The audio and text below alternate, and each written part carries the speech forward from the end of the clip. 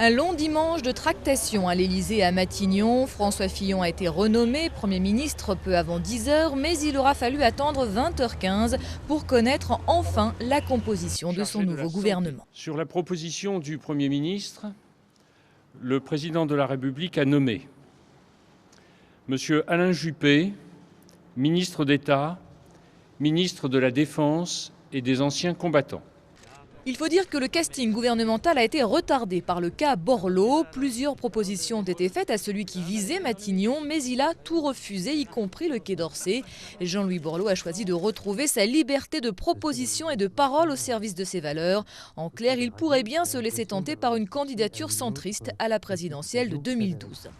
Une fois le sort du désormais ex-ministre de l'écologie réglé, les choses se sont accélérées. Pas de grosse surprise à l'arrivée. Alain Juppé fait comme prévu son grand retour au gouvernement dont il devient numéro 2. Retour également de Xavier Bertrand qui prend la tête d'un ministère du Travail, de l'Emploi et de la Santé, laissant ainsi la voie libre à Jean-François Copé dans sa conquête de l'UMP.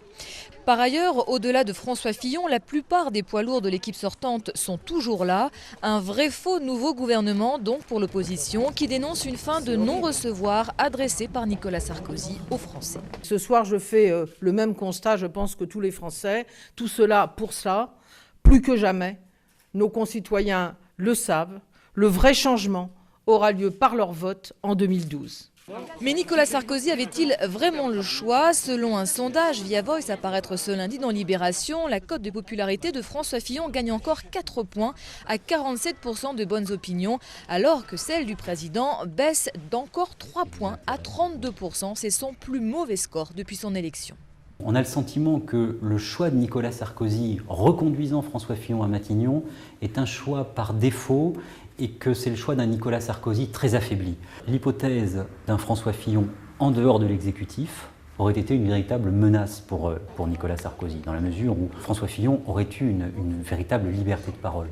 En choisissant la continuité, Nicolas Sarkozy devrait certes mieux contrôler ses rivaux potentiels au sein de la majorité, mais il diminue du même coup ses chances de redonner un nouveau souffle à son mandat à 1 an et demi de la prochaine présidentielle.